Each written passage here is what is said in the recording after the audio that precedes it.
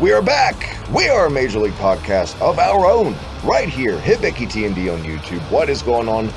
I am Travis, joined alongside my co-host. It's been a minute since it's just been you and I in the booth, and not a very special guest for once. Back to the old protocol right here. TJ, what's going on, man? How you been? And where can everyone catch you on Twitter? Yeah, I've been doing pretty good. The past few weeks, we've been actually interviewing some MLW superstars, and we're way behind on our recaps. So, yeah, we should get to it. It's all good. We're going to catch everyone up to speed. Our thoughts on the last 2 or 3 weeks worth of Fusion, but real quick, what a month it's been. Talk about, man, coming out of the gate strong at the infancy of this show. We've only been around for, 2 months, if that, and my God, thank you once again to Richard Holliday and Brian Pillman from MLW. It still fucking seems for real, man, to say that. For coming on and being, what fantastic class acts they were, man. Oh, yeah, that was so cool that they came on and did that.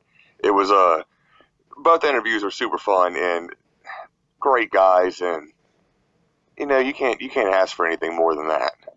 Indeed. And hey, thank all you guys, the listeners, for all the questions you gave us for them on Twitter and just checking out the shows. We got nothing but great feedback. And hopefully by the end of the year, we're going to have more superstars from MLW. Look for that and some other surprises. But until that, you said it. Let's get down to it. Let's get up Fusion from Philadelphia, the ECW Arena. My God, we're back here in Philly. And I feel like the newest episode of Fusion has been the worst one. Out of the 2 ones with Killer Kross on the thumbnail were so much better than this week's episode, I think, is my umbrella statement at the beginning of this. Oh, I agree. 100%. This one just felt like it was missing something. 1,000,000% I agree with you. This felt more or less like a clip show with like a low-key match. You know, thank God for Hammerstone. Because I shudder to think what this would have been without Hammerstone on it. Oh, exactly. The latest match was just, it was promos. You had Dominic doing, Barini? I guess they're doing kind of like they're doing their kind of their own style of the, I don't know, Hammerlock challenge. If you can get out of the Hammerlock, then you get the money. But it's if you can last a minute with me, maybe more like Kurt Angle style. But at least with Kurt Angle, we got a guy that looked like fucking John Cena come down. With this, we got Dr. Dix or Dr. Dax or whatever the fuck his name was. Some big guy that just, it looked like an 80s job guy. Oh, that's his name? I thought it was like Dr. Death or something. I didn't know who the fuck that guy was. Rest in peace, Dr. Death. I wish it was Dr. Death still out there getting it. Man, what a man's man Dr. Death Steve Williams was, TJ. Yeah, I thought he was like trying to like play on his name or something. I don't know. I didn't know what the hell was going on with this stuff. You know how we got like a lot of like Southern legends, like a Colonel Rob Parker, who's apparently back scouting for guys in MLW, which is amazing. I feel like if Dr. Death were still around in his prime and already established, I feel like he'd be one of those like journeymen making his rounds through an MLW. I could totally see Dr. Death in there with certain guy like a Hammerstone and Dr. Death. Oh my God, what a big hoss battle that would have been. Oh, I can see that too. I mean, that would, yeah. That's all I'm going to say is, yeah, I can see it too. But what we did see was this Hammerlock showcase, whatever the hell it's supposed to be called. This was a squash. I mean, this was what it was supposed to be. Dominic Barini is so hard to take serious aesthetically, and just by looking at him, you got to really buckle down and get into wrestling holes to be like, wow, this guy could be a threat, because he looks like such a sweet, nice guy. Let's say it. He looks like the nicest guy in the world. It doesn't seem like he would be a guy that would seem like a dick. You know what I mean? Just looking at him. I mean, the thing is that, yeah, it was supposed to be a squash match, but he doesn't have that thing. I don't care about him. I don't give a shit that he's a part of Team Filthy and he's like this great Brazilian Jiu-Jitsu black belt. You're not giving me nothing, man. I don't care. Is it fair to say that the only two real MMA acts that ever got over that people didn't resent or just were bored with in wrestling were Taz and Ken Shamrock? Other than that, people usually take a piss on this kind of gimmick in wrestling, but I feel like the only thing that's been keeping this afloat has been Tom Lawler's promos. Thank God for him. Oh, yeah, I completely agree. And that's the whole thing I think jumping ahead is, King Mo becoming a part of Team Filthy now. It's MMA guys, it's actual fighting guys, or however you want to say it. But guys like King Mo and whatever the fuck his name is, I can't remember. His manager, that old dude. That old dude. It's ridiculous. You can't save them from not being good wrestlers and not being good on the mic. Every time I see King Mo's manager, this guy who was like cutting promos twice on this episode, all I can do is like, whose pissed off fucking dad is this? Picking up his kids late from a sleepover or something. What the fuck? It's ridiculous to me. But on the other hand, it's better than hearing King Mo say anything, because maybe the worst promo I've ever heard is King Mo in the history of wrestling. Oh. Yeah, he can't go on the mic at all. Even I watched him in MMA, and he was not good on the mic. And I hope you guys, the listeners, never thought for a second, just because we got certain guys from MLW on as guests, that we were going to not be honest about our thoughts. So I don't know what you thought, but we're still going to give you the same old goods. And MLW, I feel like, is trying to give us the goods by throwing King Mo into and I know why they did it, just to get more credibility to it. But if you're doing that, it's kind of like the Jake Hager thing with the Inner Circle, okay? Jake Hager, yeah, he's got a pretty good record so far, but who has he fought? And King Mo doesn't have the best record. He's not like this goddamn machine. He's eating his fucking share of losses and shit. It's not. But when that's all you got to work with, I can see why an MLW would do it. Totally. Oh, I completely get it too. I mean, they took a chance with Filthy Tom, and he panned out exponentially well. So why not go and try to do the same thing with King Mo? Right now, for me, it's not working like Filthy Tom did. What I think they should do to put this over the top, and I think it'll make you and I more of a fan of this Team Filthy group with all four of them, is have them play to that more, that MMA is better than wrestling, and make that be like the main shtick to them being heels and kind of be the elitists. And I think that we get some good material from Lawler and those guys out of that. Oh, I think that's a great idea, yeah. What did you think of the Hammerlock challenge? The Hammerlock challenge? Whatever it's supposed to be called. The Dominic Barini and Dr. Dax little squash segment. It was... I didn't pay much attention to it, to be honest. Yeah. It happened. It happened. It seemed like it was more filler, because they were trying to do the whole, where's Brian Pillman? Yeah. So... It did nothing for me. You know what did something for me? I feel like didn't get talked about enough, on social media, was actually the episode before this. Was a great match with Zenshi and El Lindemann. Do you remember a lot of that match, and what'd you think about it? Oh, let me go back to my notes. Zenshi and Wait, was it El Lindemann and Zenshi? Is that who fought? Yeah, it was the opening contest of last week's episode with the 8-man tag. I thought it was really good. I feel like that match could have held up in a New Japan or at AEW or any of the bigger promotions. I think Zenshi is going to surprise a lot of people this year. I'm not a big fan, like we talked about, of the name Zenshi.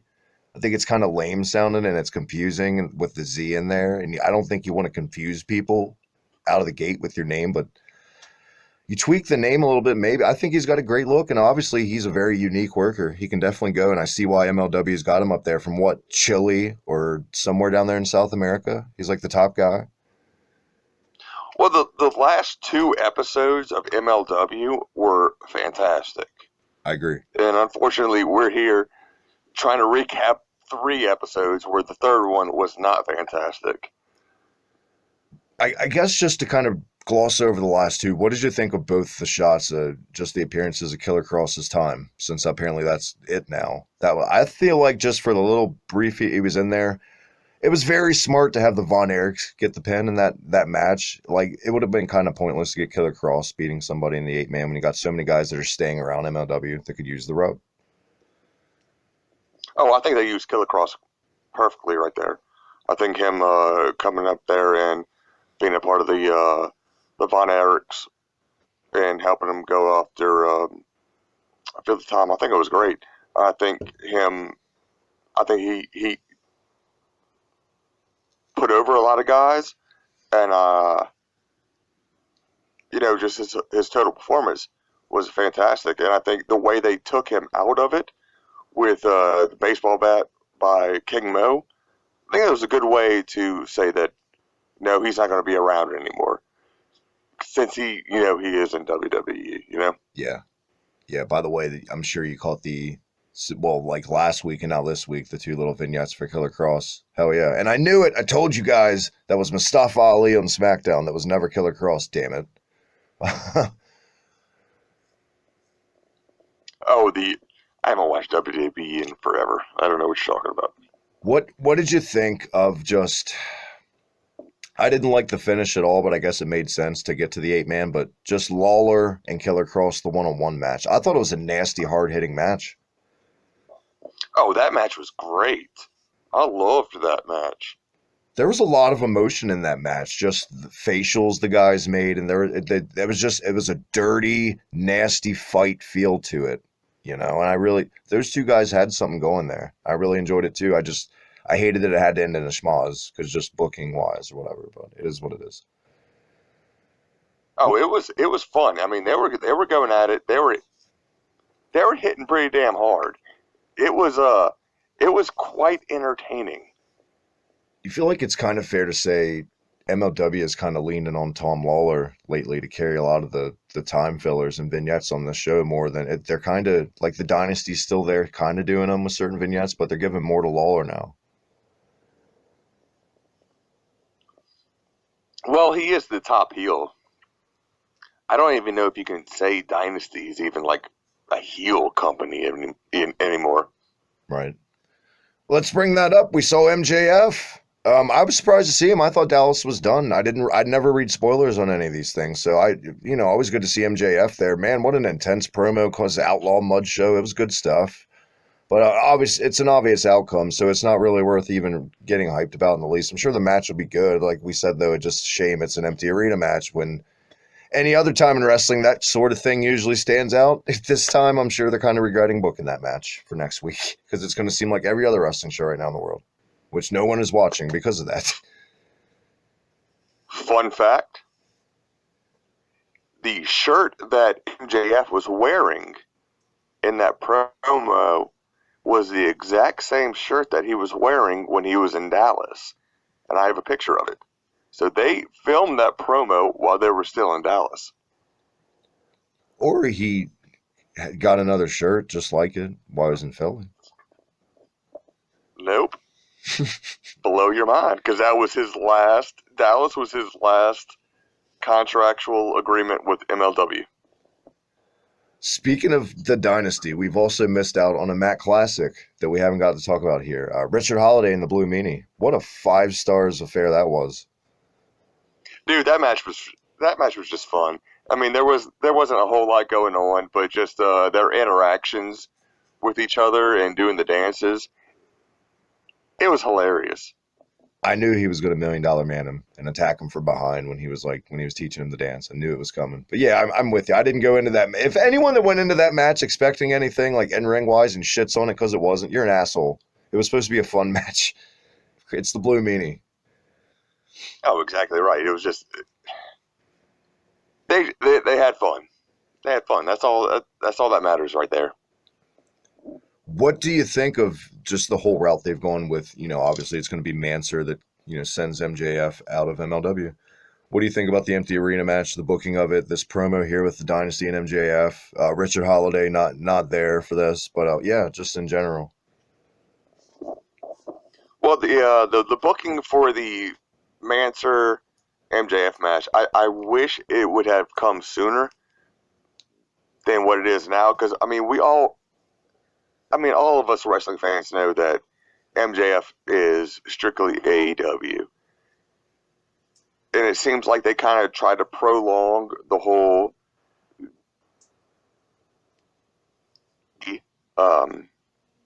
dynasty and MJF being the leader of it for a little too long. That they should have just pulled the trigger on this match earlier to show that he's gone. I mean, we all already know that he's gone. Well, us MLW people know that he's gone. Yeah. You know what I'm saying? Are they relying on, like, just hoping the non-MLW people who would just casually catch this on a YouTube? That's probably what they're banking on. Like, oh, look, it's MJF. He's still there. I guess, maybe. But at the same time, it's probably always good to have a guy like an MJF on your screen, no matter what the situation is. Though I'm sure they could care less. I'm sure they're just still happy to have some footage left to use of him. You know, say what you want. I would. Even if he was already gone, I'd be like, well, I'm still using the fucking footage because that's going to benefit my show. You know, fuck it. Court Bauer knows what he's doing. He's very smart business. That's something we have never talked about on any episode, really, TJ. Just how savvy that he's become over the past couple of years. Because, I mean, every business owner goes through the ups and downs. And obviously the first iteration of MLW folded. But he's been nailing it, like making all the right calls, bringing in the right guys, streamline the show booking-wise the right way, have it being one of the best consistent wrestling programs every week. Not this week, but most weeks. Court Bauer, he's the man lately. Past 3 years, I'd say. Oh, he's been killing it. I mean, there's no doubt about that. Once he completely took over MLW, I mean, he tweeted out, or MLW tweeted out earlier, that why is this guy not here? Why is this guy not there? And it's because MLW is going after the right guys and getting the right guys there. Right. Speaking of that, Brian Pillman was the theme book throughout these episodes. He's not there. Where's Brian Pillman? And obviously now we know that it was Injustice that attacked him and all this stuff. How do you feel about all this and, this build to him and Myron Reed for the title? Yeah, I like it. I think him getting his head crushed with a cinder block was maybe a little much for him to all of a sudden be able to come back and challenge Myron Reed for the middleweight belt. Yeah. But yeah, we'll see how it happens. You kind of took the words out of my mouth. That's where I was going because that's the only thing I really didn't like at all. And I don't know if they've actually filmed the matches yet for that. So who knows what's going to happen from here on out. You think whenever they do you think it's going to Pillman in this, or do you think they should, like we say all the time, they need to shoot for the sky higher with this kid up the card? I personally think that don't give him the belt. I'd rather go on that route with you too. I feel like Myron Reed right now could use the rub. Myron Reed just didn't win Rookie of the Year 2 years in a row, so I'm sure Myron Reed could use it. We love you, Brian Pillman, but you got to bring some other guys need elevated too in these situations that are young. Exactly. Myron Reed's a good worker. He's really good out there. He's really good on the mic. He's really good at what he does. So give him the rub for a little bit. Let him beat Brian Pillman Jr.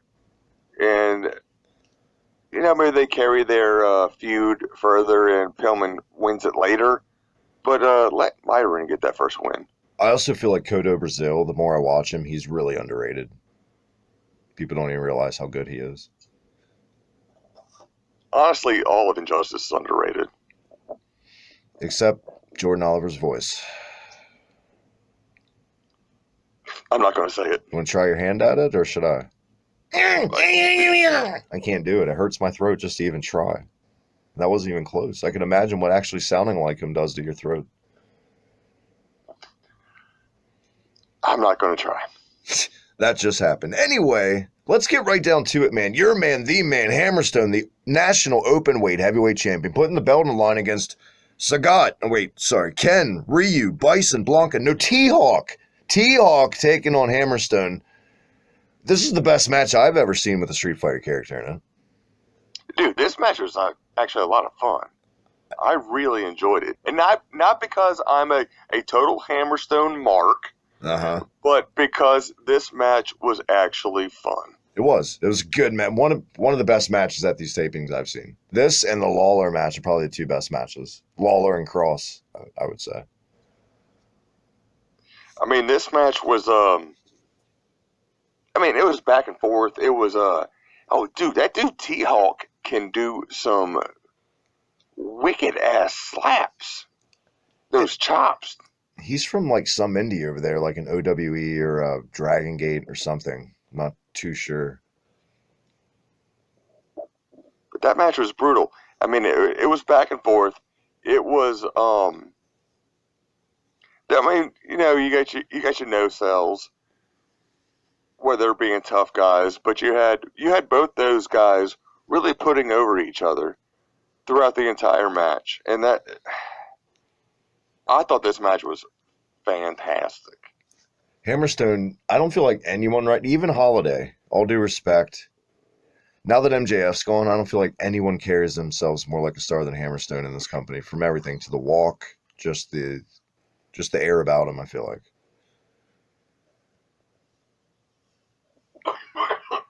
And I feel like a lot of guys... I'm sorry, I'm coughing right now. Oh, it's all good.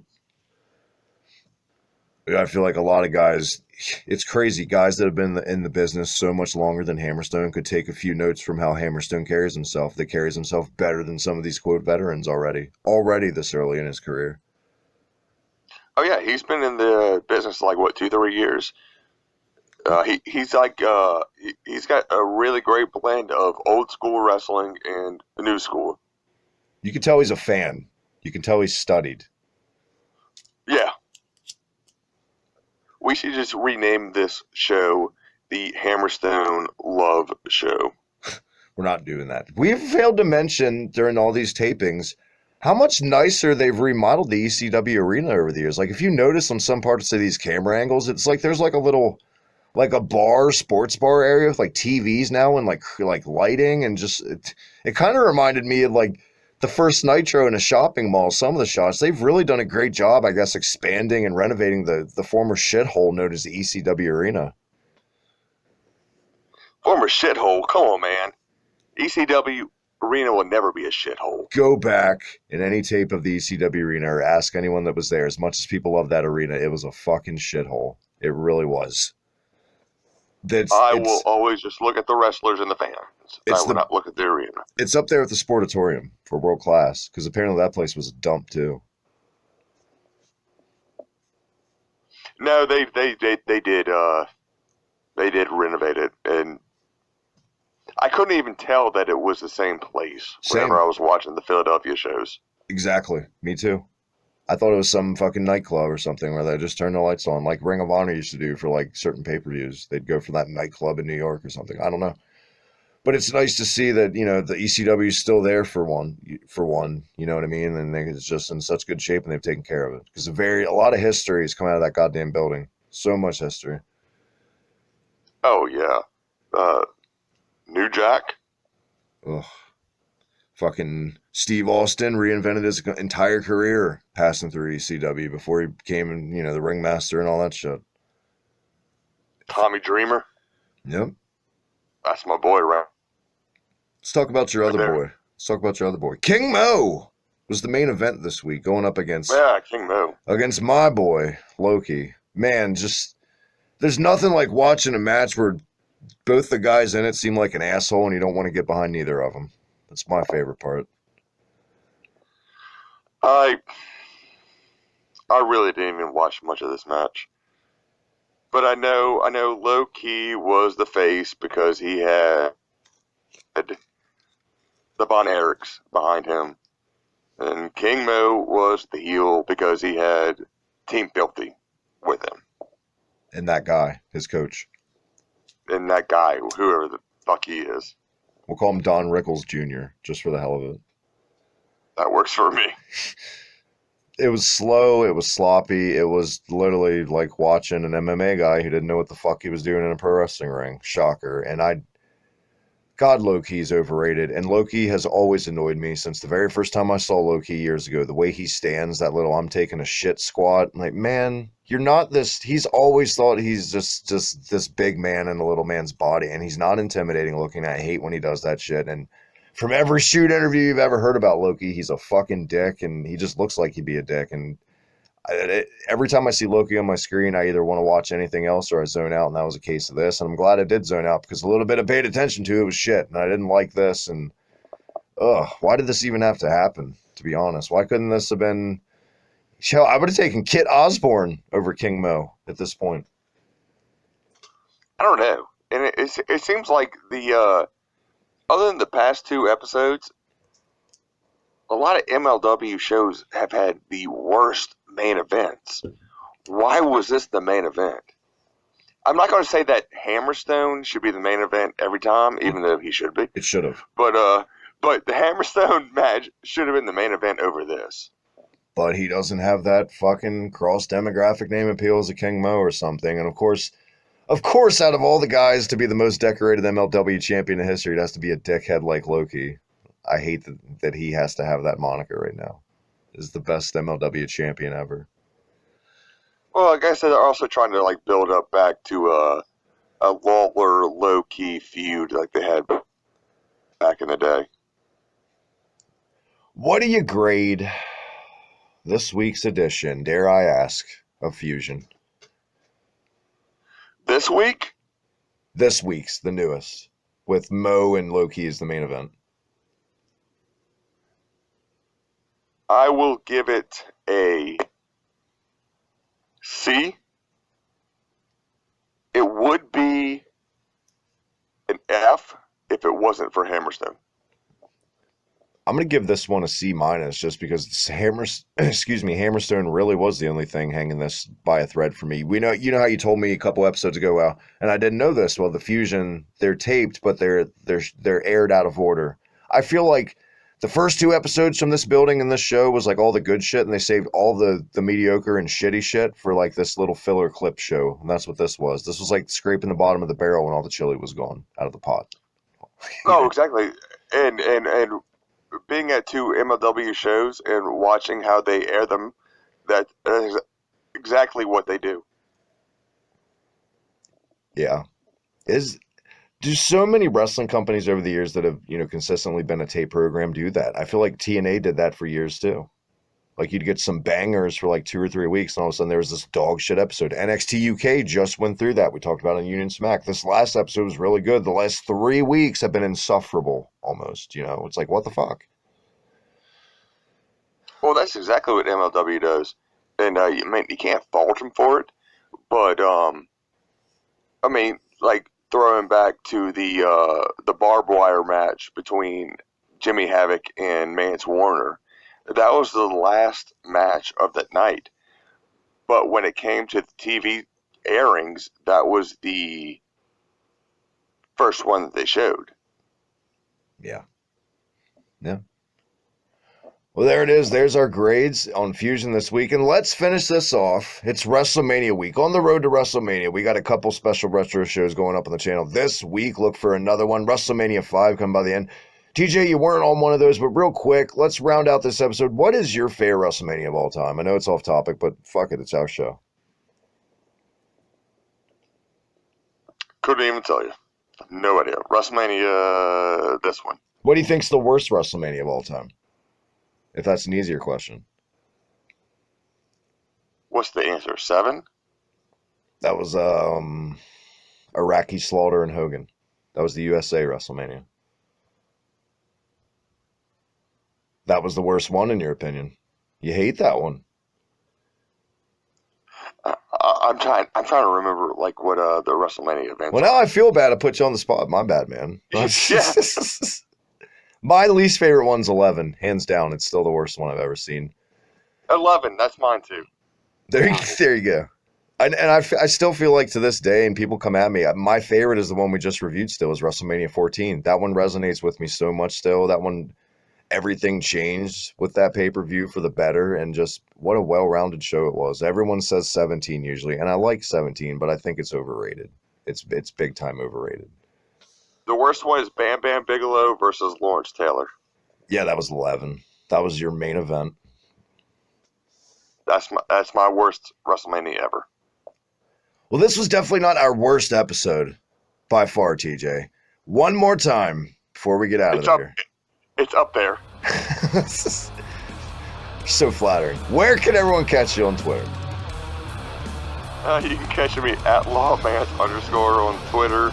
I have a Facebook and a Instagram, but I'm not going to let y'all know that because I don't want y'all to follow me. It's private. There you go. As always on Twitter, at the Hibiki TMD. That red button right down below. Hit all the goodness. Subscribe right here on YouTube. What are you waiting for? We got you covered. Retro gaming, pro wrestling, all that nerdy goodness. Check us out. Pick up a shirt. Pick up a book. unionsmack.bigcartel.com. Yeah, all the goodness. Until next week, a Major League podcast of our own. See you then.